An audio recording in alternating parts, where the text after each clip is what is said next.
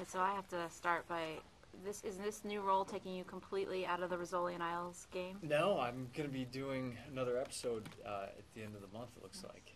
So, yeah. No, I love that show, and yeah, I'm glad to be going back to it. Nice. Yeah. So what attracted you to this project? Besides Jennifer Love Hewitt in lingerie, it was, I like shows that kind of push the envelope, and this one definitely, when I heard about it and read the script, it was something that I knew people were going to talk about, and just the opportunity to work with Jennifer.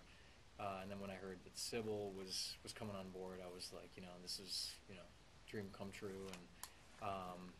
And I think what's great about this too is that the show is not just about her going into this massage parlor and giving happy endings to all these guys, but it's also it's a story about what would you do if you were put into this circumstance of having your spouse run off on you, and so many people are quick to judge and say, well, that's just that's wrong, she would do this and whatever. But when you think about it, until you walk in someone's shoes, it's hard to judge someone else, and this show definitely gets people talking. So,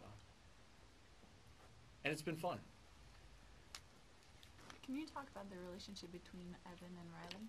Because his brother is now gone, there's a possibility of... Well, my character Evan has been in love with Riley his whole life, and kind of secretly, and I think she kind of knows that he really cares about her, but Evan had his older brother Kyle, who was a star football player, who came in and kind of swept her off her feet. And I think as you get older, people may not always be what you thought or hoped that they would be, and I think that's kind of what's happened with Riley and Kyle's relationship, in the sense that they're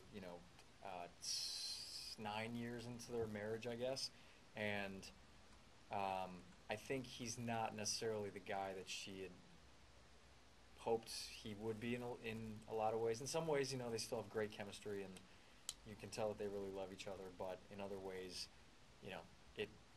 he seems like he's not living up to certain things that I think maybe she would hoped he would be. And now that he's gone, Evan is now it's his opportunity to step up and maybe be the guy that she was hoping Kyle would be.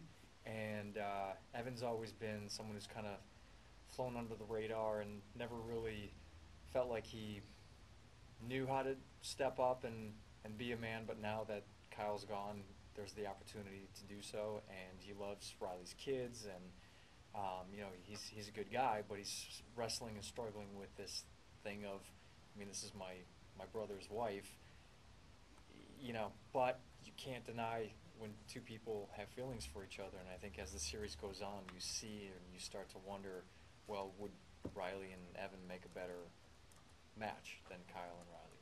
So, does that answer your question? Yes, absolutely. Do you think that they do? Absolutely. Come on. What's not to like about Evan, other than he's let's see, he well, I don't want to give away too much, but apparently now Evan is going to be more of a cowboy. We've got a great showrunner named John Tinker, who's come up with a lot of great ideas, and I've never really, I've ridden the horses a little bit, and the first thing he said when I met him, he was like, "You ride horses?" And I said, "No, but I will, because I love the idea," and so I think I'm going to be getting my hands dirty, and that's not always easy.